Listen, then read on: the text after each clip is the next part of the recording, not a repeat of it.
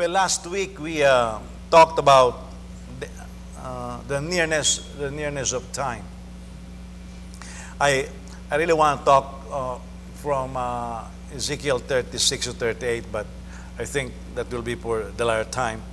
But whenever we talk about the end times, the critical question is when, because when John the Baptist burst into scene, it seems like the last days have begun, because in the Old Testament it says he will send his prophet who will prepare the way. That's part of the end times. And we already acknowledged that 1,000 years for the Lord, for us rather, could be equivalent to one day in the Lord. Simply because we are living in this little part of eternity called time. Time has beginning, time has end. That's why end of days. But God's timing is what we call as eternity. Eternity has no beginning, it has no end. That's why it is always in the now. And he never gets old. God never changes. It's always like that. That's why when we are plunged into eternity, the book of Revelation even tells us there will be no more night there. Now, I cannot imagine a time wherein there is no night. And I cannot imagine how we can eat and there is no plumbing system. But that is what will be in eternity. There's a lot of things that we can speculate, and speculate we always do. But then the moment we speculate too much, it can either encourage us or discourage us. Because too much speculation can be very unhealthy at times. It led to a lot of theories about the second coming of the Lord. But I would like to emphasize today on the teaching of what are the kind of divine help. What helps are available for us that we are living in the end times. Again, don't think Jesus came 2,000 years ago. Again, 1,000 years, according to Peter, is like a day in the Lord. And so, we also live, I got saved 1977. And when I did get saved, of course I was new in the Lord. There were a lot of young people who were ahead of me. I was very envious because they were speaking in tongues, they were worshiping God. I could not even raise my hands before. When I worship, when I pray, I could not even open my mouth because coming from the Roman Catholic tradition, we were trained to be silent. In fact, there is an order among the Catholic Church that took the vow of silence. The Desert Fathers are among those. And so I was very new to this, that people will sing out loud and be very noisy. And then I begin to envy those who have been born again for a while. They are serving God, they are in the choir, they are witnessing, they are super active, they have Bible studies. You know how when we come here, you guys will sit down and talk to people. Not in my days. It is very common in my days that when we come to the church before the service, somebody will just grab a guitar instead of just waiting and sing, and other people will congregate around him, and they will begin to worship. There's counseling all over the place. There's question and answer that is going on. Those days are gone. I don't see them anymore. In fact, even in the Philippines, in fellowshipping with other Christians there, it's not there anymore. The talks, and it's very disturbing now in a lot of services. The churches that we went to, the social media, the audio visuals are very pronounced. That it's, maybe I'm just old or not used to it, but it's bothersome to me. Because while you are worshiping, some people with the camera will just keep clicking, going up and down. And you know, most of the churches that I have been to, the building is not bigger than this. In fact, most of them are smaller than this. So I was not used to it. But then also after some time, when I begin to meet again some of these Christians, those who were very much on fire for God, I saw some of them backslidden. Yeah. And you begin to ask them what happened. and they will lie about it, but they just pull back. In fact, I was talking to somebody, I still remember his name, he was telling me, oh, I got married. I said, congratulations. And he began to be very apologetic. Oh, I did not get married because I'm lasting and all of those things. He said, well, because I'm getting old. I said, you don't need to apologize. Getting married is normal for a person. But even that, he felt guilty of getting married, because when I first met him, he talks about staying single for the Lord. But because we have been waiting for the coming of the Lord for a long time, well, Jesus is not here yet. So it's very discouraging. And then, I told you this so many times, Tom Hines, from a book from Korea was published that Jesus is coming back, I think September 25, 1985, something like that. In fact, I confronted Tom Hines with it. We were having an executive meeting, and I said, hey, listen, what about this book that you are promoting? Do you believe that Jesus is coming September 25 this year? And he said, oh no. I said, yeah, but that's what everybody believes in this book.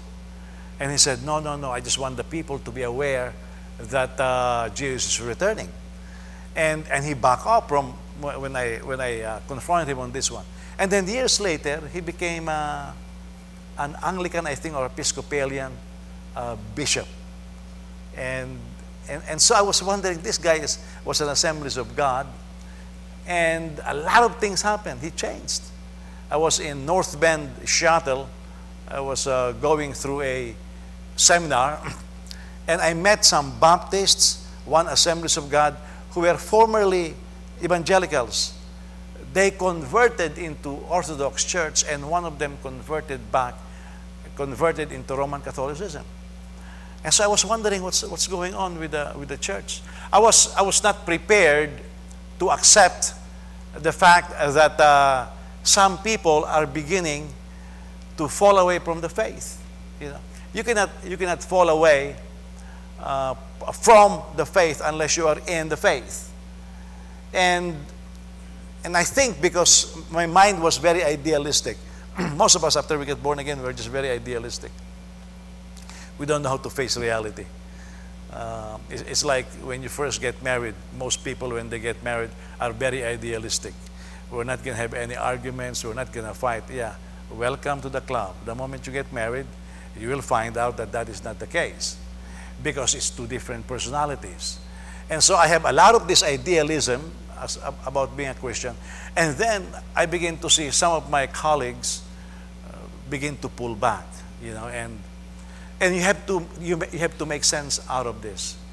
Because if you don't make sense out of this, some people just simply get discouraged, and they begin to use the negative examples as an excuse why they themselves are falling away. I mean, you look at how our culture is going right now.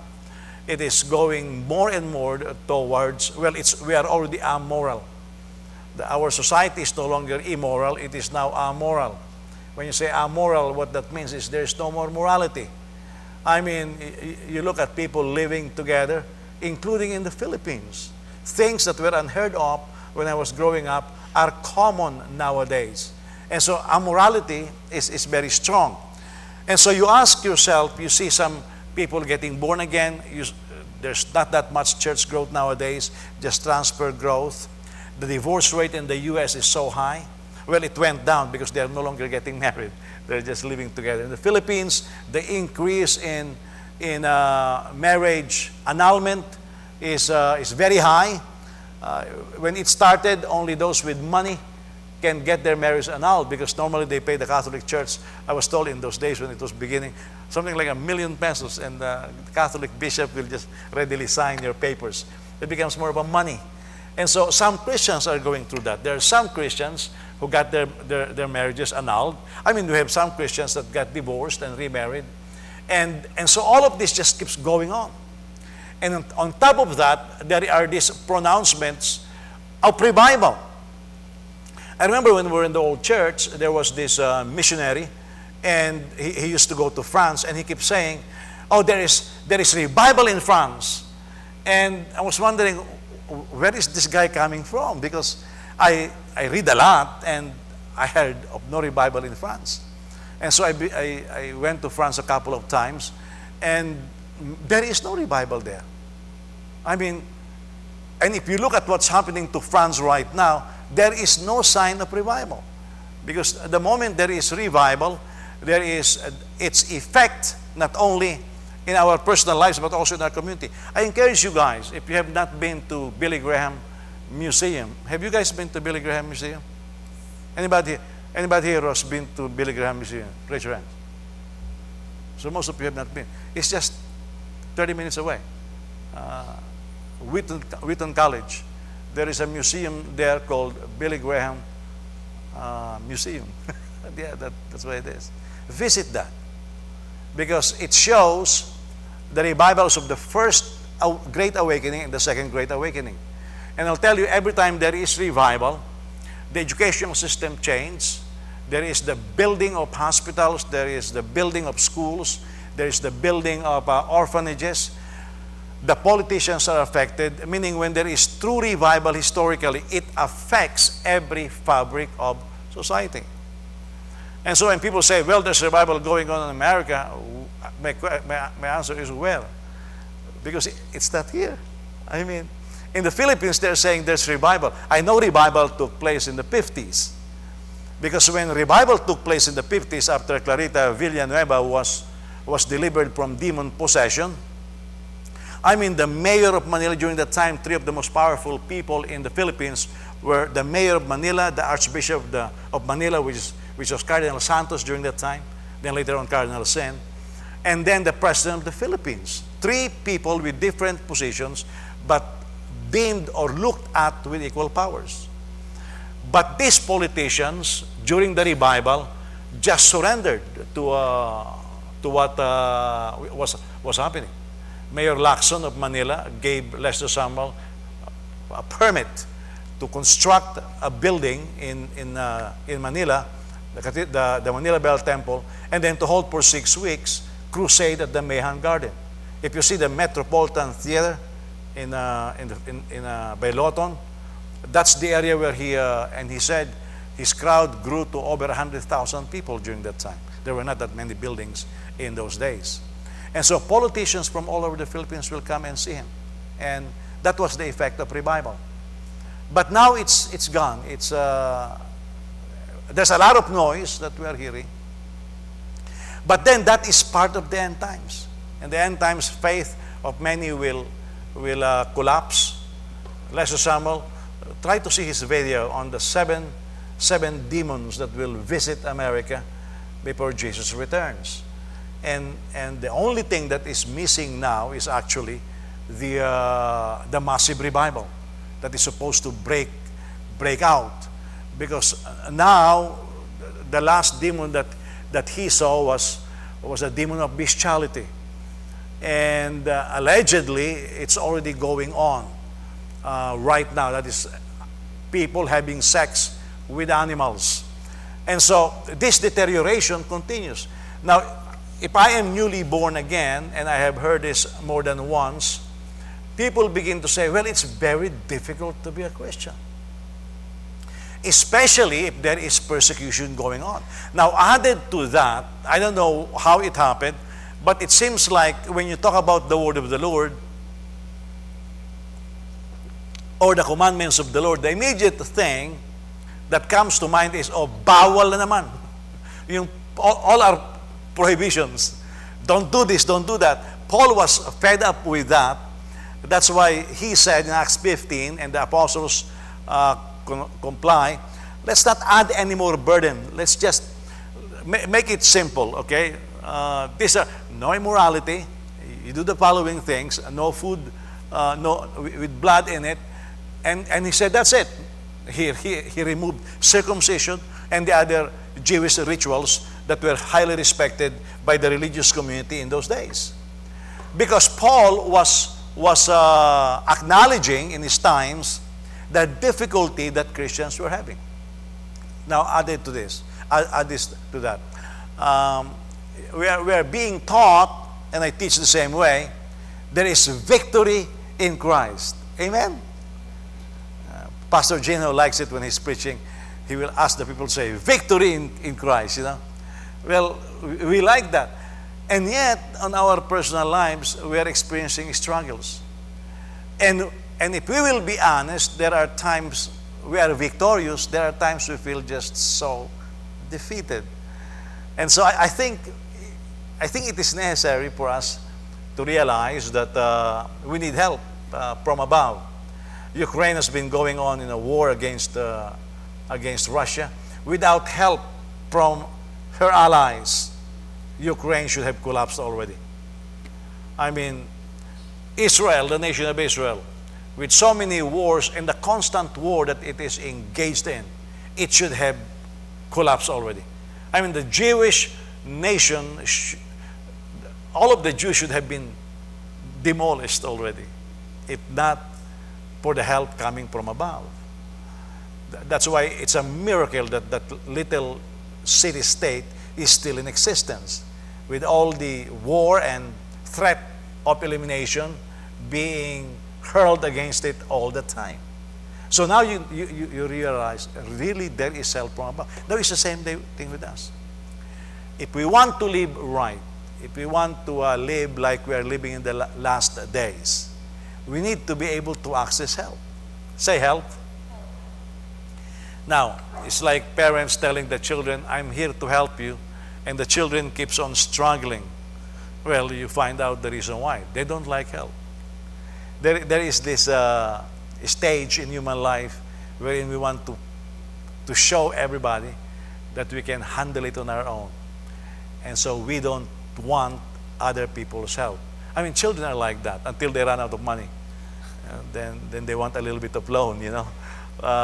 Until they are faced with problems and they begin to realize, well, I need help. And sometimes children will be proud against their parents. I'm not going to ask for help. And yet ask their other friends for help. Or go around their parents so that they can get help. Because nobody here can survive without help from the outside. And us as Christians without help from above. Now Jesus knew this. He has been teaching, and then in the Last Supper, you start on, I think, the middle of Gospel of John. I think John 13 or 14. John 14 certainly. He began to talk about the fact that he's going home. He's going to leave them. He's going to die. Now, can you imagine your master saying, "I'm gonna die." Okay, on the third day I will raise myself back to life. I mean, for goodness sake, my wife doesn't even want to talk about death. You know, some of you don't even want to write your will because you're so superstitious. You think it will be bad luck for you. You're already born again. Okay, there's no such thing as bad luck. So you won't write your will. It is because we are afraid to talk about that. If I begin to, my wife told me yesterday, your insurance got approved. My life insurance got approved. Life insurance is insurance preparing your family for your death. It's a consolation prize, you know. You die, but they have money. So it makes them smile. It makes them forget about you. so I was telling my wife, well, my insurance now get approved. I'm ready to go. And then they'll be upset. Oh, don't talk about that. Then why in the world did you get insurance? You see, we don't know why in the world did you buy a life insurance for me if you're not preparing for my death. We buy these things because we are preparing for the possibility and the knowledge that we can go anytime. Are you listening? If you don't believe you can go anytime, why in the world are you buying insurance? It's a waste of money. You see? But because we can go anytime. Now, the moment you discuss that, some people get upset. Why will you be upset? You see? There's no reason to be upset because our faith is in God. You just have to accept that we live in this world and this is part of the reality of being in the flesh. And so, I'm looking forward to turning 64 because I'm 63 now. I can't wait to be 64.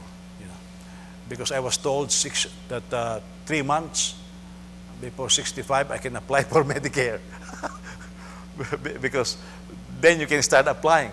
Why are we concerned about those health insurance? Are we expecting to be sick? No. That's part, our bodies get old and we get weak. I mean, we catch cold. By the way, it doesn't matter how religious you are in observing the kind of food you eat. You still get sick, you know. Although healing is a promise to us. I mean, healing evangelists died sick. And so you have to accept that, knowing that our faith is imperfect. And so when you begin to realize, you begin to face life a lot more solidly than before. Now, Jesus said he will leave, and he already left. So the disciples' heart sunk. I mean, they were sad that Jesus is going to leave. What's going to happen to us now? Now, you know what kind of a preacher Jesus is? Jesus was fearless.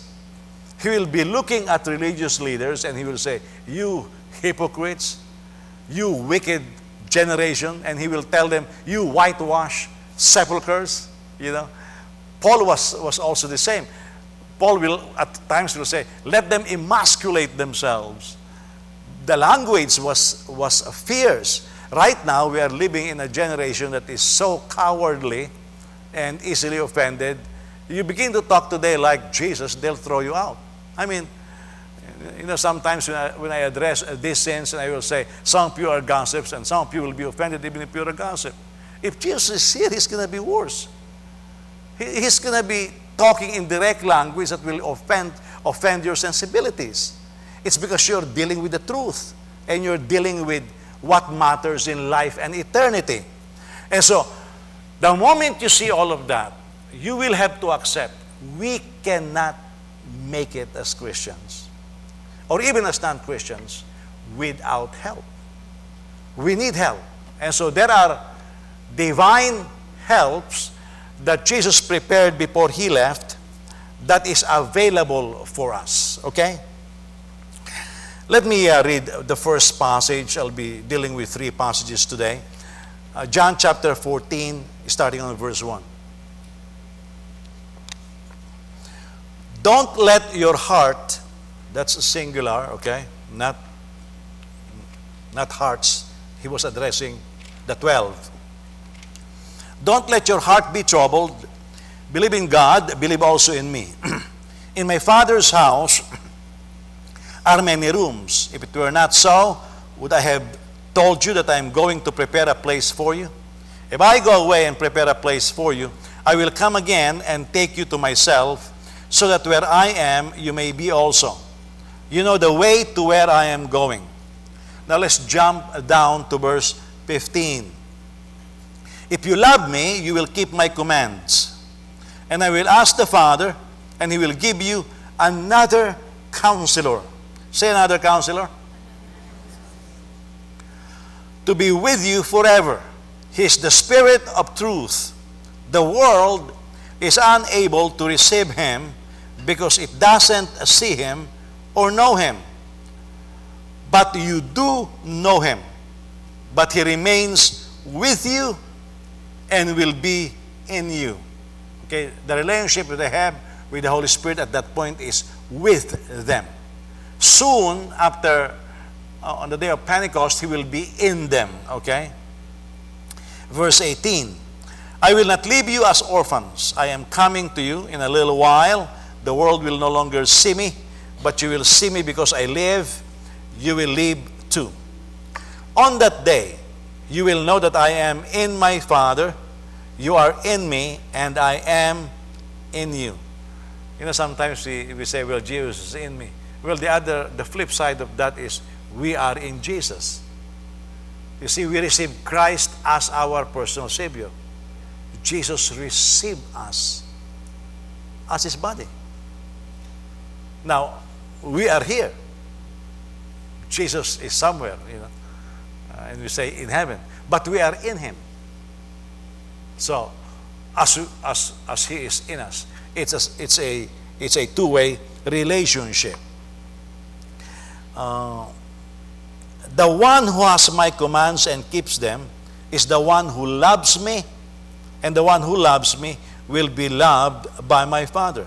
I will also love him and will reveal myself to him. You know how simple Jesus defines to us our relationship? How do you know somebody loves Jesus? They keep his commandments. Yeah. The commandments summarize, love God and then love your neighbor as yourself. So if a person doesn't display obedience to the commandment of the Lord, they don't love Jesus. Oh, Pastor Rosel, let me explain to you. They really love Jesus. They're just disobedient. Well, it doesn't work that way. Really, the way Jesus define faith life and spiritual life is in the simplest terms. Do you love Jesus? If you say yes, then are you keeping his commandments? If you say, well, I can't keep his commandments, then you just told me you can't love him. Loving somebody always involves obedience. Are you listening? You know, my wife was telling me before, she was arguing with me, do you really expect me to submit to you? We were arguing. She said, sweetheart, you're very bossy. She said, you think you're always right. That's what she tells me. And then she asked me, do you expect me to really submit to you? I just look at him without meeting a bit, and I say, yes, I do. Well, because she loves me. If she loves me, she will obey. And it's an amazing thing to see. Yeah. Can you imagine? Well, she's getting old now too. But I don't sleep like most people. So if I go to bed at 2 a.m. and I know I'm gonna be hungry, so I'll tell my wife, she's already sleeping, I'm gonna go to bed and be a little bit hungry. And she will tell me, what do you want? The lady is sleeping. And she'll tell me, what do you want? And she really, to this day she complains, why do I wake up at 3:30 in the morning every Sunday morning? And I will tell her, I don't know why. But I'll tell her, hey, Ann, especially if I already took my shower, I'm done with the shower. Prepare my breakfast. That's around 4 a.m. And the lady is cramping. She's getting old, so she's cramping. And she will stand up. And she will tell me, I don't know how much longer I'm going to be able to do this. And I will tell her, I don't know too, but while you can, just keep doing it, But she is old in that extent. But because of love, there is this obedience. Are you listening? Now, the same thing with Jesus. You know that you love him because you keep his commandments. Are you listening? Don't be sad, okay? We're just introducing this yet, okay? So, well, the first thing that Jesus said, because he's already gone, is this: do not allow your hearts to be troubled or to be agitated. Now, the amazing thing about this trouble, it's in the imperative mood, meaning it's a command. Don't do this. It's like if Jesus says, pick up your mat. It's a command. This is also a command. You can command yourself. You can tell yourself, stop being troubled. Okay? When you feel anxious, you can actually command yourself, stop being anxious. That is something you can get a hold of yourself. You can get a hold of your soul or your mind, most especially. Stop being agitated. Okay? So, he said, and by the way, he was addressing the 12. But the interesting thing about this command is it's in the singular form. Meaning, it's not plural. Do not let your hearts be troubled. He was not addressing, that's why I was pointing, don't let your heart be troubled. It's singular. He was addressing them, but he was actually talking to them individually. Because I can choose not to be troubled, you can choose to be troubled. It's like trying to calm down somebody who was in panic. Hey, relax, breathe in, breathe out. You are relaxed, but he's not relaxed. So it's just like that. You can choose to be troubled, and you can choose not to be troubled. To be troubled is to be agitated, to be displaced. That's to be troubled. You can also use synonyms like the tribulation is trouble. It's called Jacob's trouble. So when you are being persecuted, when you're having difficulties, when your faith is on the line, you are troubled. If you are in a crossroad and is asking yourself the basic question, will I continue to serve God or not? Your heart is troubled. Yeah. Your heart is troubled. It's just like if you are in lab and then there are other extracurricular activities, and that means your heart is in trouble. It's not single-minded. You know, when you are not troubled, you are not dispersing, you are not agitated, you are not in between opinions, then you are at peace. You're single-minded. That's a person who is not troubled. That's why the disciples in the first century and the second centuries, they can be persecuted, even crucified. But their heart is fixed, meaning it's not troubled. Their heart is fixed, trusting in the Lord. And that is the problem of our culture today. There's a lot of hearts that are no longer fixed. When Pat Robertson was still alive, he taught, he died without seeing it. He taught that we are already in the middle of the trumpet judgment. You know, in the book of Revelation, you have the seal judgment, you have the trumpet judgment, and you have the bowl judgment. Pat Robertson taught that we are in the middle of the trumpet judgment. The reason for that is this. Because Pat Robertson doesn't believe in the actual millennial reign. Okay, he is what we call as amillennials. Amillennials means he doesn't believe in the millennial reign. He believes that our world is going to keep getting better and better and better. The Christians will take over the schools, the Christians will take over the government, and everything is fine and ready, then Jesus will return. That's what Pat Robertson believed to the day he died. Well, he died, and it's more than 7 years. If we are in the middle of the trumpet judgment, that means 3.5 more years, it didn't happen. When Obama was president, okay? I think Obama or Biden. I guess it's Obama. John Hagee preached a sermon, and I was watching it this morning. Preached a sermon on the second coming of the Lord. You know, John Hagee from Texas. I mean, phenomenal preacher. He believed that the battle, that Gog and Magog had already begun. Now that was around 7-8 years ago. It says in his preaching, it already begun. And then he published a book, Blood Moon, because you know the signs in the Bible, Blood Moon. And then he withdrew the book because it turned out he plagiarized. So it's a good book, but I've read the book. So it's a good book, but he backed off from it. Not only does he believe that where the Gog and Magog already began, you know, when the Bible talks about the Antichrist, there are 3 horns, and then one will rise. He believed that the 3 horns is Canada, U.S., and Mexico. And so he believed that Canada, U.S., and Mexico will be defeated by the Antichrist and will be the head of the seven kingdoms. And I was listening to him teach it, and I said, where in the world is he pulling all of this now? Because he just keeps going. And you know what it does is it troubles people sometimes. When in fact the Bible says when you begin to hear about wars and rumors of war, earthquakes, signs of the second coming of the Lord, the Bible says rejoice. Say rejoice. Well, because your redemption draweth nigh. It's coming close. That's why I think I can understand the agitation in the Middle East, but at the same time, there's excitement, and there should be excitement in our hearts. Wow, this is happening, you know. This is, you know, I watched the nation of Israel, and by the way, all of these things between the 20-point plan of Trump and then Hamas saying, well, we're considering, I don't believe any of that nonsense, because whoever brokers the false peace, and it's false peace, is the Antichrist. And, you know, from history, they have never been true to their word.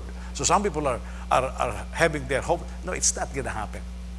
If the Bible is true, it's not going to happen. There will be false peace, but there will be no peace. Because Israel will continue to be pushed in a corner. And that is just Bible. And so you begin to listen to all of this. There's earthquake in California. There's earthquake in Japan. And then there's tsunami. Oh, everybody is now agitated. Oh my goodness, really, Jesus is coming back again. And they are making movies, on the collapse of California, on the collapse of Japan. But now, it happened in the Philippines. We have the mini tsunami, and I think they're expecting another one, And so, there are earthquakes. People are dying, and so people keep saying, oh, the end is here. Well, we are still here. And the end has not come. But it makes people troubled. And that is what Jesus exactly said. Do not let your hearts be troubled. One of his disciples really got troubled. The name is Judas. By the way, that is a warning to us. Judas got troubled because they were expecting that Jesus is the Messiah, and he was expecting that Jesus will overthrow Rome. That's why Judas is a part of the group, the Zealots. Iscariot is not his last name. It came from a certain type of dagger called the scary. That's what they hold as a weapon. That's why Judas, the one who holds the scary. That's why Judas Iscariot. Well, Jesus said, I'm going to die. And I'm going to leave. The guy got agitated. Whoa. I put my faith, I put my hope in this man. And now he's talking about dying? Well, I'm going to get something for myself. He betrayed Jesus for 30 pieces of silver. That's because his heart was troubled. Listen, when you cannot protect your heart and your heart will be troubled about these things, you can do some stupid decisions. You can really make some foolish decisions. When your heart is not stable, it can cause you to do ridiculous things. That's why Jesus said, do not let your hearts be troubled. Yes, all of this will take place. But these are the beginnings of sorrow. That's what the Bible says. When the moment you begin to see all these things, you just look up.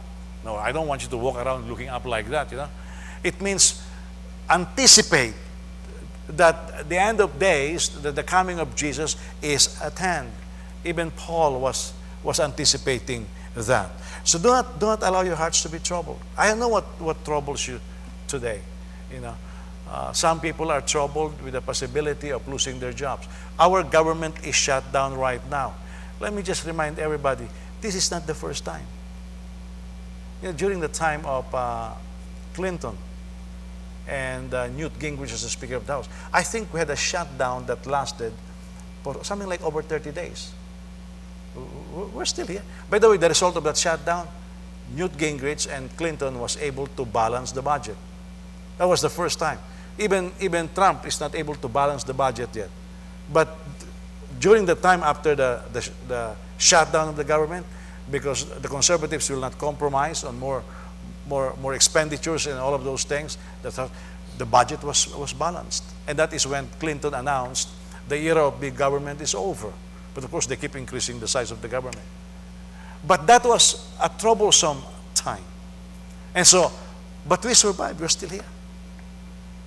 And so, well, I don't know. Some people say, well, are you affected? Everybody is going to be affected by the shutdown. I'll be honest with you, I don't feel any effect. Do you feel any effect? Anybody here feel? How does it feel? Are you shaking? Are the hairs in your back rising? I mean, the Democrats are shouting, people are going to die by the millions. Don't believe those people. Those politicians are liars. But they are meant to make you feel troubled. But why is it that our government is very unstable? I already told you, because in the last days, the human government will be constituted by clay and iron. It will not mix. So don't ever assume or think or hope that Trump will be able to stabilize the U.S. He will not. Nobody will be able to stabilize Europe because we are in the last days.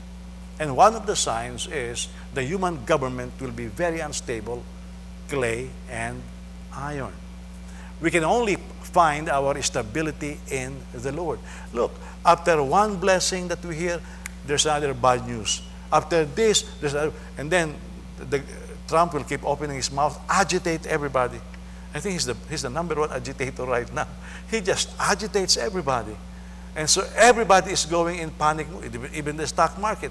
But that is the sign of the last days. I have the stock market collapse, it doesn't bother me. I don't have any money on the stock market. It bothers DJ. but I don't have money in the stock market. But it doesn't bother me.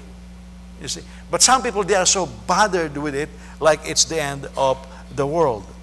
And so if your heart is always agitated, you're always troubled, that is not the will of God. It is a command. Do not let your hearts be troubled. Oh, I'm going to lose my job. Well, how many of you here have stayed in one job for a long time? Some of your job, you voluntarily lose. So what's new? People change jobs. And so, well, there's problem in my family. Families have always have problems. I have problems with my spouse. You will always have more problems with your spouse. I mean, these are the things. Oh, I have problems with my friends. You will always have problems with your friends. You have to accept that these are part of our struggles as we continue to mature. But do not let these things agitate you. Because if you do, then when more trouble comes, then some people collapse. And they just can't handle it anymore.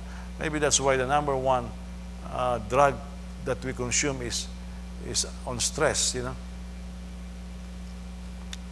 Now, reasons for not allowing our hearts to be troubled. Number one, because it says, number one reason, because you believe in God, believe also in me. That's what Jesus said. The number one reason why you should never allow your heart to be troubled is because you have faith. Say, I have faith. What is the synonym of faith? Oh, you don't forget that. Obedience. If you have faith, you obey, right? But then here, one of the results of having a stable heart is because you have faith. So if you are easily agitated, you know what that means? Your faith is weak. When the Bible says, the man who fears God, bad news comes, but his heart is fixed, trusting in the Lord. Is your heart fixed? I mean, or is it easily moved? A child's heart is easily moved. I'm watching a couple of videos that Joseph sent on my grandson, and the boy can easily be agitated.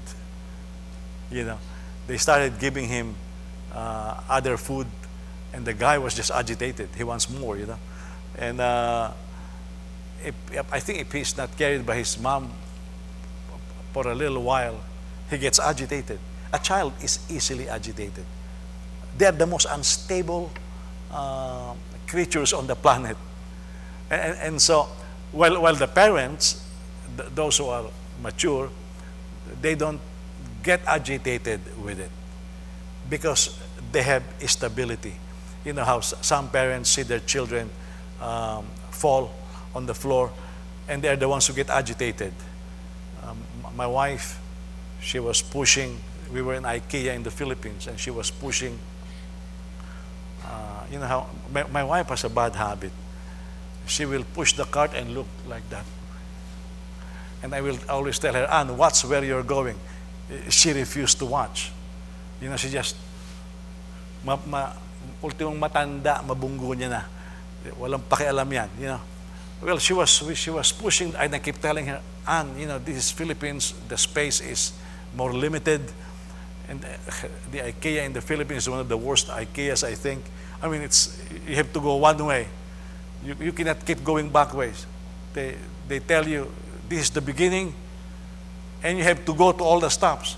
I said, what in the world is this, There are not that many exits, but that's, and I don't know why they call it the biggest IKEA in the world. It's not, okay? The one in Schaumburg is a lot bigger. So that's just the way. So my wife was pushing, and there is this little child and my the rod, the curtain rod that she was buying, because she was looking elsewhere, it hit the child. And you know how unstable children are. He started crying. And that is not the worst. The worst is when the mom got pissed because of that. She was all over the place. She was cursing all over the place. And my wife just, I should have caught it in video. You know. For the first time, my wife she was just speechless. That was precious, you know. And this lady was just beside herself. It turned out the mother was more agitated than the son. Well, that means the mother is more immature than the child. Yeah. I was counseling somebody in the office when there were that's why there's only one table there now. And when there were two tables, it was Joel, right? Joel was swinging between tables.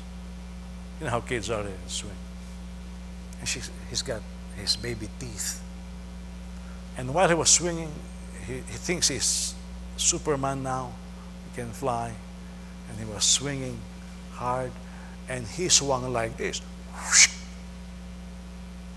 And then his arms got weak. And he fell on the ground. I mean, desk high. As he fell on the ground, his baby teeth just flew all over the place. And the remaining teeth that did not fly was attached still to his gum. But I touched it. It was dangling. I mean, I was even tempted to pull it, you know, because it was just dangling. It's baby teeth. And the pain was so much. He went like this and held it for quite some time, and then burst into tears. He just cried because he was bleeding in his mouth. So I was there. Thank God my wife was not there, because if my wife was there, she will be super agitated. But I look at him and I look at my counseling and I said, well, I have to pay attention to my son. So counseling was dismissed. And he was crying because he was in pain. I brought him to the washroom, and I told Joel this. Joel, I cannot look at what's happening in your mouth if you don't stay quiet. No, he just experienced trauma, okay? All of the teeth. I told him, silent. And Joel went like this, and he was silent. I did not scream all over the place. Why? I am more mature than him. You see, there has to be some stability, otherwise everybody will panic. What if I'm like some fathers? Some of you fathers are like that. You panic when something like that happens. Well, I did not. It's not my nature. So I told him, let me see what's happening. And so I washed his mouth. I mean, the teeth was dangling. It is in so much pain. I said, Joel, I cannot do anything about this. You have to see a dentist.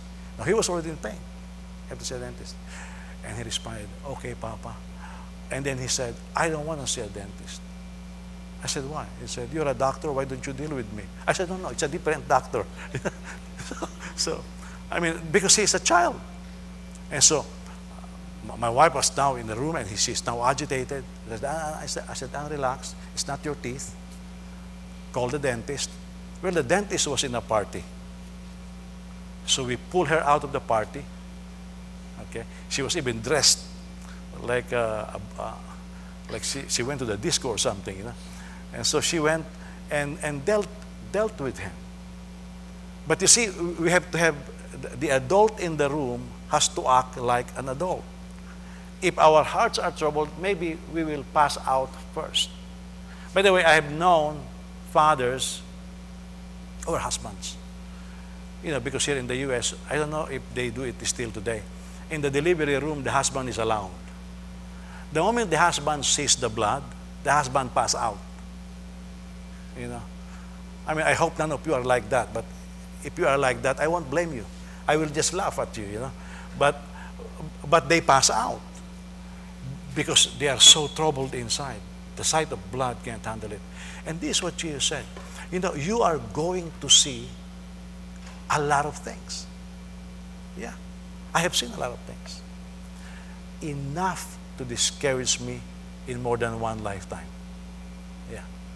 I have seen too many of my colleagues walk away from God. Yeah. Enough for me to be agitated. People whom I have looked up before and were my models, I have seen them collapse. That's why your heart has to be fixed. When Jesus said, do not let your hearts be troubled, you can translate that. Do not allow your heart ever, at any given time in life, to be troubled. Because, I don't know how old you guys are, but we see troubling things too many, and we will see more. We will see more. One of the things that I'm thinking now is Trump is president for almost a year now, okay? So it's I think it's in 8th or 9th month. So after that, he's no longer going to be able to run. Now the question that I'm asking is, who's going to be the next president? Of all the flaws of his character, I admire the guy because of his strength. He doesn't care. He will say, whoever make a speech like that at the United Nations Assembly, everybody there is dancing, and they're trying to please everybody. The guy just shoot it like it as it is. He basically told the UN, you are useless. Nobody says that, you see. So I'm wondering now, what will happen if Trump don't get re-elected? Well, he will not be re-elected because he's no longer eligible to run. Who will be the next president? What if it's another Democrat? Whoa. No, that's the return of the X-Men. It's going to be X-Men 2.0. The borders are going to be open again. And now we have seen the entry of, and they have identified over 3,000 terrorists, and they just let them go, criminals. What if it's open again? What if another Republican is elected, but the Republican is weak? You see, I think about those things. By the way, I pray about those things. So there's a lot that can make you to be troubled. What pacifies me is all of these are pointing towards the coming of the Lord. That's what causing me to. Some people, they see, my friend backslid, my neighbor backslid. To be honest, it doesn't trouble me. I look at that and say, wow, I have to be more watchful about my faith now. Because sometimes people who walk away from the Lord, so many times they have been warned. I do it right, do this, but they didn't listen. And because they didn't listen, then they suffer the consequences of disobedience. Now, I don't want to win people to the Lord at the expense of my own soul. So sometimes you just watch. By the way, the older you get, you will find out that sometimes you just watch. There is nothing that you can do about it. Yeah. Because people make their choices. But enough to trouble our hearts. And in that context, Jesus said, do not let your hearts be troubled. Can you imagine when the church was being put in jail? When Paul was killing Christians, including Stephen. Can you imagine this guy named Stephen? He was being stoned. And then he looked up to heaven and he says, wow, I see Jesus standing at the right hand of God. Total peace. The guy is about to die. But he did not allow what is going on around him to trouble him. Remember when Paul was about to leave the island of Miletus, when he called the Ephesians in Acts chapter 19. And he said, you will never see me again. He knew he was going to die. And so the people begin to prophesy, and they begin to cry, and they begin, oh, Paul, don't go, don't go. Jesus said, what's wrong with you guys? I'm not only ready to suffer, I'm ready to die. You see the stability of that guy. He did not allow his heart to be troubled. So you have to ask yourself, right now, what is it that troubles you the most? Because I can guarantee you, there are issues in your life. There are issues around you that troubles you. What is it that troubles you? Well, this is the command of Jesus. Get a hold of yourself. Do not let your hearts be troubled. I always make this illustration. I think it's the grace of God. You know, some of you, when you take the exam, you sit with your classmates and you say, did you get it right? Did you get it wrong? And you begin to be troubled. You already took the exam. I wasn't like that ever since I was a student. If I take exam, I knew when I failed, did bad, or if I did well. We should know it because the questions are in front of you. You should know whether you are guessing or you know the answer. So I always know. But no matter if I know I did well, I did poorly, or I failed, I don't go back to my exam. I look forward to the next exam. If I fail today, I will say the next exam I will perfect it. So the average will be C. And then the next time I will perfect it also. And I never failed any class. I never allow those past to trouble me. Because we are not supposed to be troubled.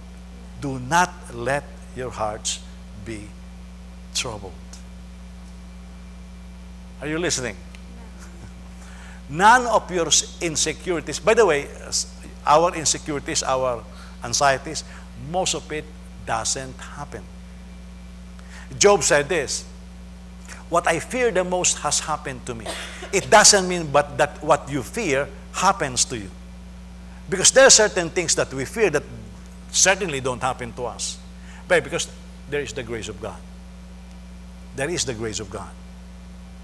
But then, overarching on the theme is Job said, I put my hope in God because I know that my Redeemer lives. You see, then there's the hope. I know that my Redeemer lives. Because Jesus lives, because Jesus is alive, there is no reason for these agitations. Now you will be agitated. That's why Jesus said, do not let your hearts be troubled. Because they're also already feeling agitated. That means, now that your heart is feeling agitated, you know how to deal with it. Stop it. Say, stop it. You've got to learn how to talk to yourself. Stop your hearts. You know, they say, they took my blood pressure last week 3 times. And well, all are normal, but one is a little bit higher. When they tested my right arm, the blood pressure is lower. When they tested my left arm, it's a little bit higher. So I asked this person who was administering the test, why is it that you have to take it from 2 arms? And how come one is higher than the other? And this nurse was honest enough to tell me, you know what, sir? I have no idea. I said, what do you mean? I said, I think 1 arm is enough. She said, I have no idea. We are told to take it from both arms. And I know, sir, you are right. 1 arm is always higher than the other. And then I said, give me other reasons why it's the same person, I said, but how come it's higher on my left arm? I said, another reason is we are talking while I'm getting your blood pressure. I said, why? When you're talking, your blood pressure goes up. So maybe my blood pressure is higher than any of you. Because I'm talking all the time. Can you imagine that kind of garbage that I was told? Because you are talking, your blood pressure is higher. How can it be true? Then all the preachers should die of high blood pressure, you know. I mean, Trump should be dead by now. I mean, he talks all the time. You give him a 1-second question, he gives you a 1-hour answer. I mean, there is no scientific thing to it. They're just guessing. You see? So if you allow the doctors to trouble your heart, Listen, the doctor will tell you, oh, you're going to be dead in 2 months. Well, is there anything that you can do about it? None. You're just dead. So what are you going to do? Die sooner than 2 months? Because you're going to worry about it? There are certain things that are not within our control. In fact, most of the things is not within our control. Yeah. Do you plan to live long? That's a question. Do you guys plan to live long? Are you sure you're going to live long? By God's grace. It's the promise of the Lord to us. And yet, who is this preacher, the black preacher? He just died. What's his name? What? No. DJ is still alive, right? Don't kill him. Who is this black preacher? What's his name? What's the name? Batman? Bachman. Okay. He's dead, right? How old was he? 56 years old. I'm older than him. When I saw him, whoa, I'm older than him. Because I thought he looks older than me, but it turns out he's older. I'm older than him. He died young. Huh? He talks too much, but I preach longer than him. You know. But you see, because our lives are in His hands. We are given the promise of a long life, but that long life, that is if you are obedient to your parents. So if anybody here who is disobedient to their parents, I mean, I don't know how many years were taken from you, you know, because that's the first command with a promise. You honor your parents, you live long. Do you hear that, DJ? So if you want to live long, you honor your parents. The other thing, if you don't keep His commandments, there are certain things that shorten the life. That's in the Bible. But then God He made a promise, 120 and then 70, and yet Abraham lived well over that. You see? There's a lot of things that are that are outside of our control. So stop trying to control what is not within your control. Okay? And you will find out, by the way, a lot of things, more than you are willing to accept, are not within your control. In fact, a lot of times, you cannot even control yourself. If you cannot even control yourself, why is it that we are trying to control everybody else? You see? That's why Jesus said there's enough, but He says there's enough out there that will make our hearts trouble. Enough. You watch the news, you watch the news, you will be troubled all the time. They will incite you to be angry. That's why I like watching the news, but I like YouTube, you know, because it's shortcut. I don't like the regular news because they will really trouble you. You think the Antichrist died already, you know. I mean, you think it's the end of the world the moment you listen to these people. Enough to trouble us. You look at the economic news, military news, especially if you're watching what's happening in the Philippines. It seems like China is about to attack us yesterday, you know. Enough to trouble us. The Israel opened up again. And so I was accepted 3 times already in this course that I want to take. And I told John, are you up to it? Let's go and study. And my wife tells me, are you really going to go? It's dangerous. Danger is all over us. All the time. I mean, if you're not careful, you eat and the food is spoiled. That's dangerous.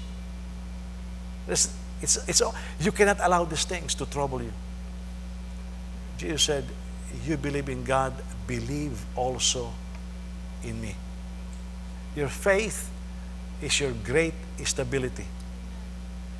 If your heart is easily agitated, I am telling you from the scriptures, you don't know how to use your faith. If you will not accept that you don't know how to use your faith, then the second answer is worse. You have no faith. Because when your faith is active in God, yeah, you lose your job, but your job is not your source of supply. Yeah. You lose it, but you can find another one. Well, I lost my friend. You will lose more friends. My child is disobedient to me. There will be more disobedience from your children. Believe me, I have 5. They obey, but the amount of disobedience they display is just too much. I think I receive more disobedience than most of you because you have no 5 kids. Yeah. And my wife sometimes is the one also agitated. You don't look troubled at all. I said, well, you can't do anything about it. Well, what am I going to do? I said, just hit them, Maybe you should erase this. I said, there's nothing that you can do about it. Because the bottom line is this.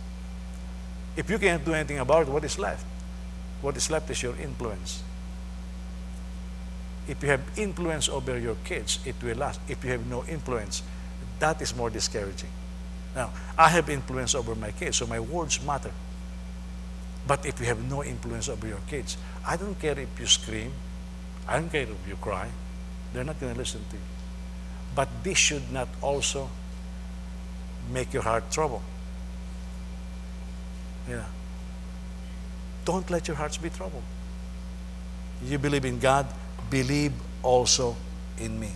So faith in God also drives out all kinds of trouble in our hearts. I am not saying it drives out trouble, the one that is in your heart. Now, Jesus said this, do not let your hearts be troubled. The heart, the human heart, is the core of the human personality. It's your spirit. It's the center of your person. It's who you really are. Don't let it be agitated. Doubt is in the mind. It should not go to the heart.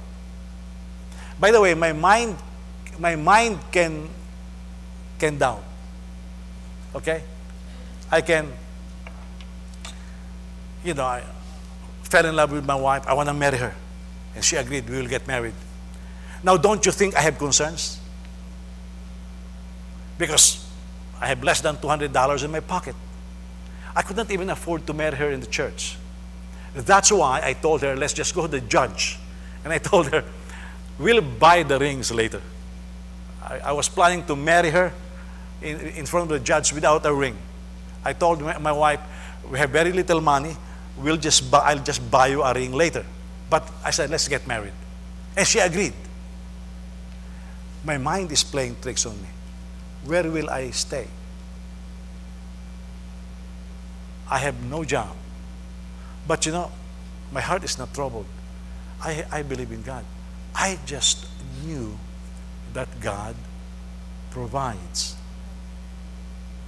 When I flew from the Philippines to the U.S., I was sick. The stopover is in Narita in Japan, and I get sick. And I just realized while I was flying, well, what have I done? It just dawned on me, what have I done? I resigned from all of my positions. I have no school coming to the U.S. I am on tourist visa. I can be rejected at the port of entry. My port of entry was Hawaii. During that time, it was the most difficult port of entry. My port of entry was Hawaii. And I was telling myself, what have I done? But while my mind is entertaining these questions, I tell you this, I think it's a gift of God. My heart is stable. I just knew God will provide.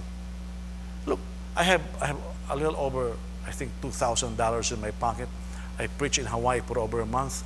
And so the offerings, I get over $2,000. I was going to go to Virginia Beach to enroll in a school that I was not accepted.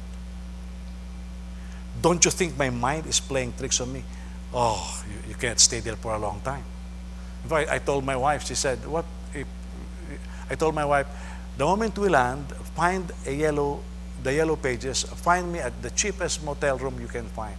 I said, I'll drop you off to your grandmother's house. I'll be in the motel. I said, I'll be there for 1 week.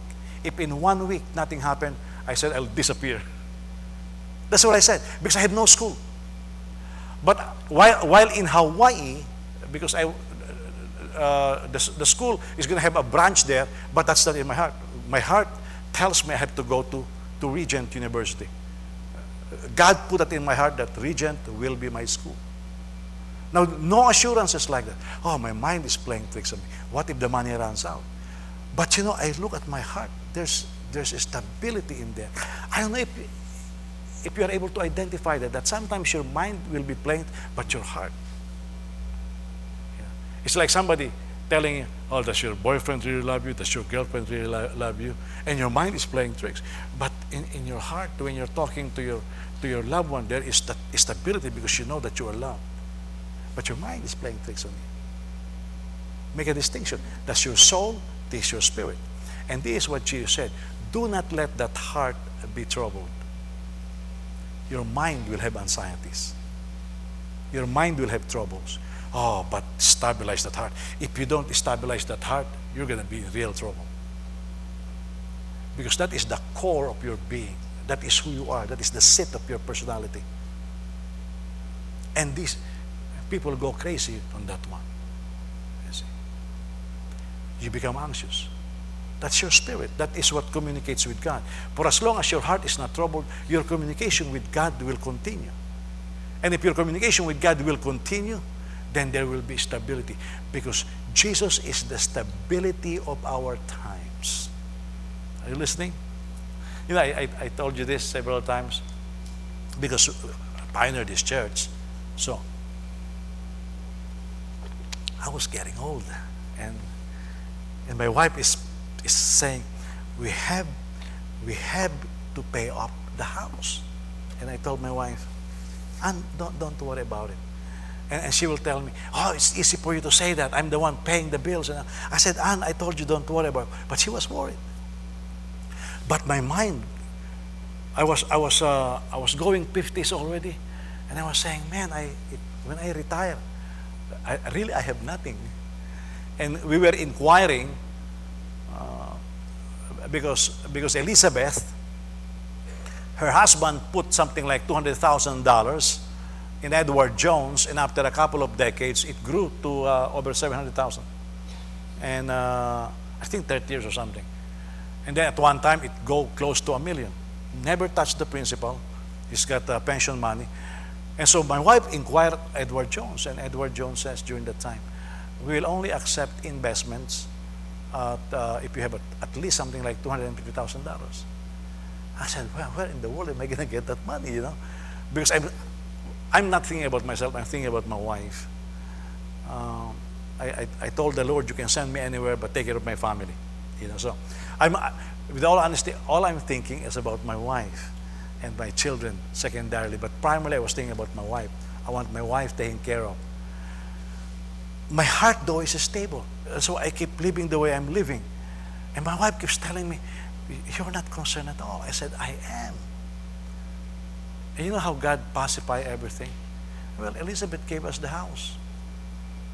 I told my wife, we buy that house, we can put the money at Edward Jones. You are taken care of for the rest of your life. You see how God pacifies things? You know, after the house was given to my wife, I'll tell you this, not only is my heart stable, my mental agony was gone. It's gone. So God put stability in my heart, but now this is gone. I have even my mind is not agitated anymore about retirement. I upset my wife. I keep telling my wife, we sell this big house and we sell that little house. You know, I said, we're set. What about the kids? Well, they are grown up, you know, let them find a job. But I have no agitation.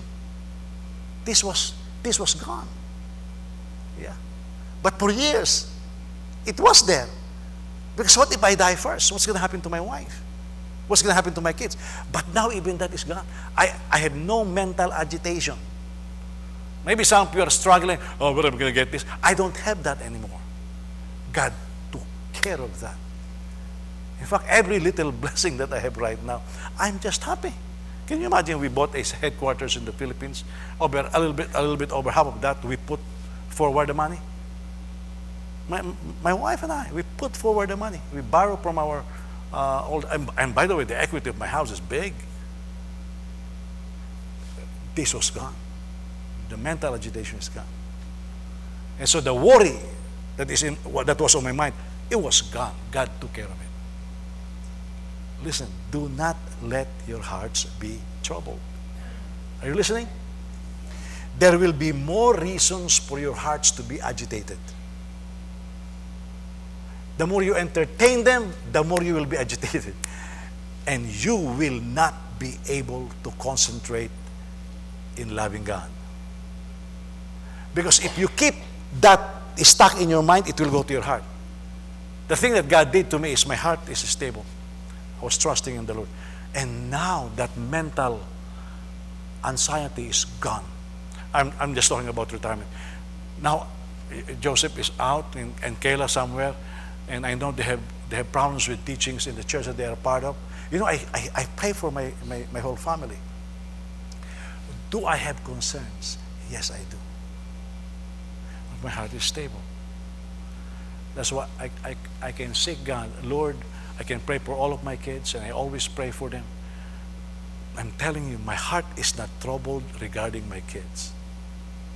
It's not. Is there mental agitation? Yes. Yeah. I mean, if I see my wife, my daughter spend her money, I'm agitated, you know. If I see James eat, oh, I'm agitated. I see Joseph. You know, when Pete Hegseth made that speech, no more fat generals. I text Joseph right away. Joseph, did you see the speech? For the whole day, he did not answer. Come even time, he answered. He said, Papa, that's why I have my exercise equipment in the garage. I said, Joseph, you don't have the exercise equipment before you lost weight. I said, run, baby, run, you know. I think about these things, you know. Is there agitation in my mind? Yes, but I am overcoming it. Because now I see Joseph looking forward to be promoted next year. I see the breaks that John has. I see the breaks that James has. Now there are schools that wrote Joel guaranteeing scholarship and acceptance. You see, it takes away agitation in my mind. Oh, but in all of this, my heart is stable. Yeah, this is stable. That's why we can go on missions, we can buy a building. I told my wife last week, you better find us a Toyota LTE, you know, light Ace. When she said, do you have the money? I said, don't worry about it. It's going to be there. Yeah. We are already fixing the dormitory. Oh, my heart is not troubled. Do I have agitations up here? Yes. I'm human. I have agitations. I'm overcoming it. You know how? By the renewing of the mind. That's why I keep reading the scriptures. I keep reading the scriptures. That's why I like watching YouTube. If I don't like the news, I change the channel. Yeah, I watch Chinese Kung Fu. Yeah, that's better than what. Otherwise, your mind will be occupied with a lot of troublesome thoughts. Then it can get into your heart. Now your heart will be troubled. No, do not let your hearts be troubled. Amen? So what troubles your heart right now? I hope not the food because it's 12:30, okay? But you cannot. Don't worry about your tomorrow. Whether you like it or not, tomorrow is coming. Okay? Do not worry about tomorrow. There are enough problems for today. Rejoice in the Lord.